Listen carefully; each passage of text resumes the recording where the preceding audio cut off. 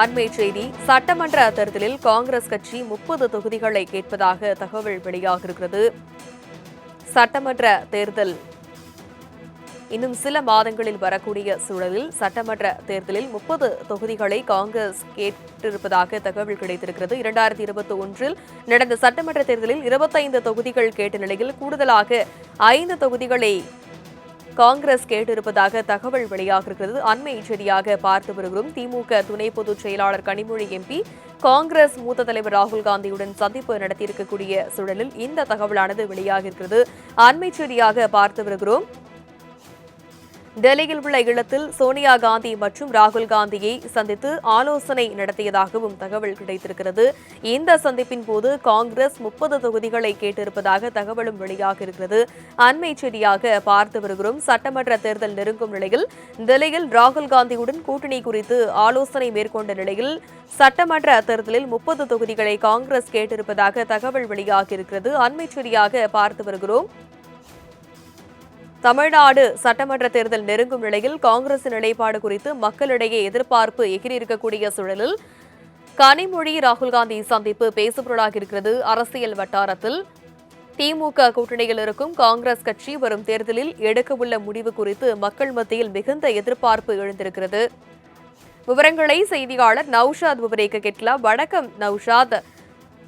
திமுக MP Kanimozhi நாடாளுமன்ற எதிர்க்கட்சி தலைவர் ராகுல் காந்தியை சந்தித்து ஆலோசனை நடத்தியிருக்கிறார். அதில் 30 தொகுதிகள் காங்கிரஸ் கேட்டிருப்பதாக தகவலும் வெளியாகிருக்கிறது. விவரம் என்ன?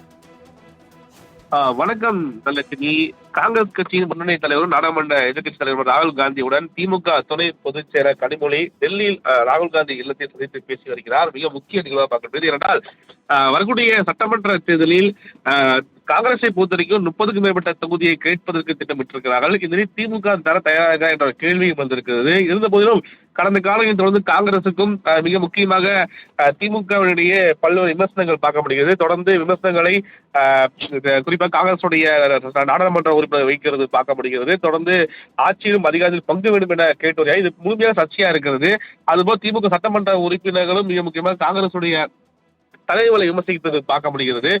இந்த நிலையில திமுக காங்கிரஸ் கூட்டணி இருக்குமா இருக்காது என்ற கேள்வி எழுந்த நிலையில தற்சமயம் டெல்லியில் இந்த ஒரு பேச்சுவார்த்தை நடைபெறுது. இந்த பேச்சுவார்த்தையில் மிக முக்கியமாக எத்தனை இடங்கள் ஒதுக்குவது, காங்கிரசுக்கும் திமுகவுக்கும் அப்பப்போ நடைபெறும் இந்த பேச்சு, அதாவது விமர்சனங்கள் இது முற்றுப்புள்ளி வைக்கப்படுமா அல்லது எப்போது அகில இந்திய தலைமை ராகுல் காந்தி சென்னை முக்கிய தமிழக பொறுப்பாளர்கள் எப்போது தமிழக முதல்வரிடம், அதாவது திமுகவுடைய தலைவரும் தமிழக ஸ்டாலினுடன் வந்து நேரடியாக பேச்சு நடத்துவார்கள் எதிர்பார்த்து கொண்டிருக்கிறது. என்றால் ஒருபுறம் தேசிய ஜனநாயக கூட்டணி உறுதி செய்து அவர்கள் தலைவர் மோடி தலைமையிலான ஒரு மாநாட்டையும் நடத்திவிட்டார்கள். இந்த ஐக்கிய முற்போக்கு கூட்டியாக இருக்கக்கூடிய திமுக காங்கிரஸ் கூட்டணியை உருவாக்கி அவர்கள் ஒரு அடுத்த கட்ட தேர்தலுக்கு எதிர்கொள்ளக்கூடிய தயார் நிலையில் இருக்க வேண்டும். அதற்கான ஏற்பாடும் செய்து வருகிறார்கள்.